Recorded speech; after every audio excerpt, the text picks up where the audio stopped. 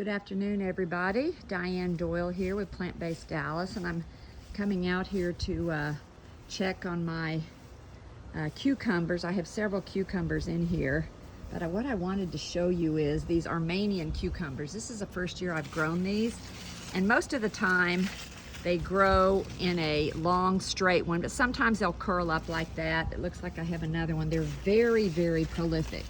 Here's another one, huge. There's no reason to grow regular cucumbers when you can get one 4 times the size in length. It's great. But look what happened to this one right here. Oh my God, it's wrapped around the fencing and come back and tied itself in a knot over the fencing. I'm gonna have to cut it to get it out, but look at what it did. I have no idea what made it do that, but I'm gonna cut it off and harvest it. But if you've never planted Armenian cucumbers, I highly suggest you do. While I'm out here, we might as well go for a quick little garden tour. I have a lot of my plants that I put inside of a makeshift greenhouse, still in pots, and I don't transplant them because I take them into the greenhouse, but most of them are citrus. But I've got a bay leaf tree here.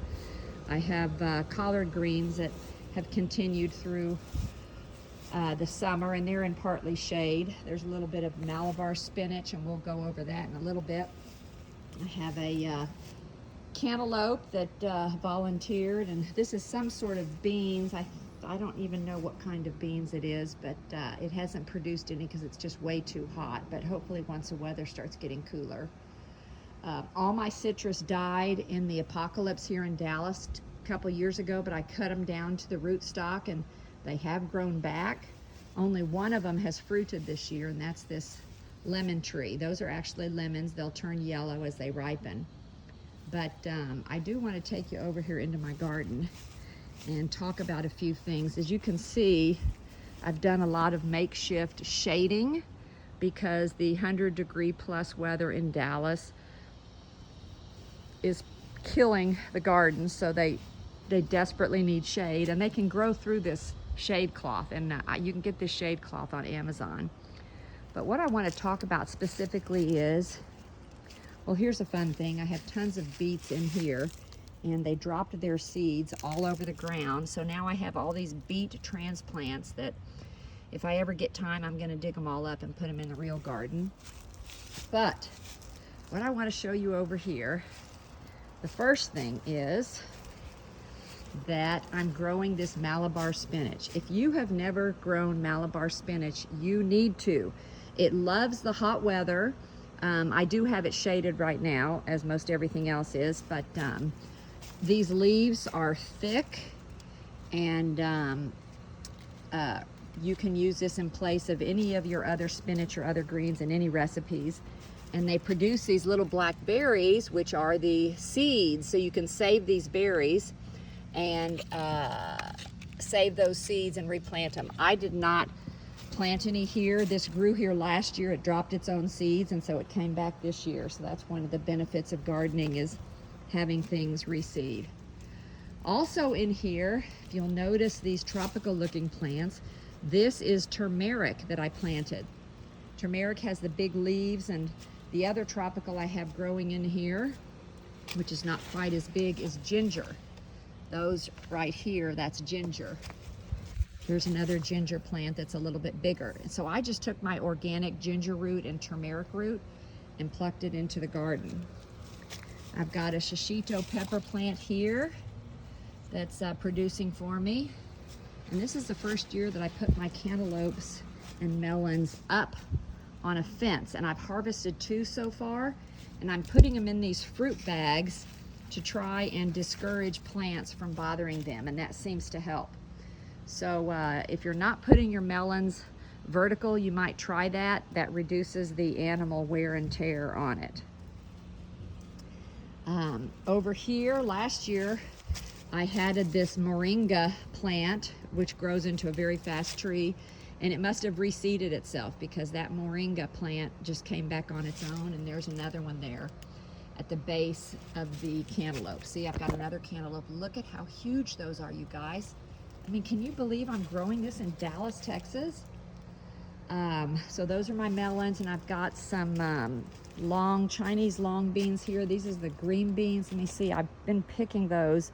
Those have been pretty prolific during the little bit cooler weather, but as soon as it gets to 100 plus, they stop fruiting for a while. So hopefully they'll fruit when the temperatures start dropping again. What else did I want to show you? I'm not tearing out any of my tomatoes because even though they're not fruiting right now, they will once the temperatures drop slightly.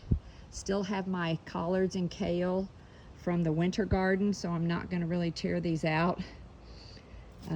This is the first year that I've planted flowers in here. This is nasturtiums, and they are all edible. The leaf, the flower, everything. So I cut up these, I wait for some of these leaves to get big, and I add these to my miscellaneous greens jar.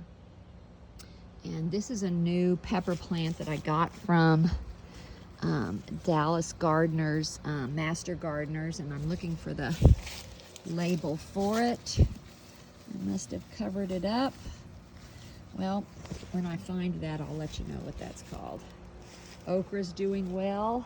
Basil, of course, is doing well. Remember to pinch off the flower parts, throw them back, and maybe you'll get another plant other places, but they'll continue to bush out if you keep pinching them off. Poblano pepper, this was transplanted from my winter greenhouse, and it has produced a bunch of poblanos. They're not as big as the ones you buy in the store, but they do just perfect. I've got some Corbaci peppers, which I've read about, but they have not produced any peppers yet. I'm hoping when the weather gets a little bit cooler. And let's see what else. Here's the rest of my melons. All sorts of different melons here, and they're getting eaten by aphids. So I'm gonna hose them down and hope that I can get rid of the aphids on there. This summer, this year is the first time I've planted golden berries, and I'm so excited. I've got several golden berry plants, but I haven't gotten any fruit. Again, I think it's due to the hot weather. I'm not gonna pull them up. I know they'll make fruit once the weather's gets a little bit cooler. A few strawberries, I'll wait till my grandkids get over here before I pick those. There's another melon. And occasionally on this fencing, I sort of need to help these plants reattach. So if I see something hanging off, I'll wrap it around something so that it can help grab onto the trellis. And over here, this is my first year growing a purple tomatilla. I've got a few flowers, but we'll wait to see if those turn into fruits yet. And in my compost pile, I always like to see what comes up in my compost pile. This is a papaya tree.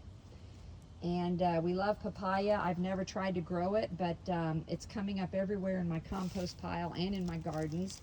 So I'll see if I can't transplant some of that to the greenhouse and see if I can continue it. This is a volunteer tomato plant, have no idea what kind. Oh, this right here is called peperonia. And it, my friend who is from Vietnam, I think they call this raw chaw. And this is a thicker leafed plant that has a lot of water in it. It obviously does not do well in the sun. I've got it over here in a spot where it stays shaded most of the day. But it is a delicious green, and it's called peperonia, and we use that. And all these dandelion plants that come up, I dig up some of them, but these are free greens. I know I didn't plant any of my dandelion plants. They just reseed themselves, and so there's my dandelion garden, free. Okay, and what else did I want to show you? Oh wait, here's the name of this pepper plant. It's called the Aji Dulce pepper. And again, oh wait, there's some few blooms, so maybe I am close to getting some peppers. This I got at the Dallas Raincatcher's Garden over on Midway Road when they had their sale. It's a Master Gardener garden. And this is a new pepper that I've never tasted, so I was excited to see that. Alrighty, tour through the garden. I hope you all are enjoying your gardening in Dallas, and try and get some of this shade because it will help out. There's our little lizard friend who is enjoying. Maybe he's going to eat up all the aphids for me. All right, y'all have a great day and stick to the plants. They will make you feel great. Bye-bye.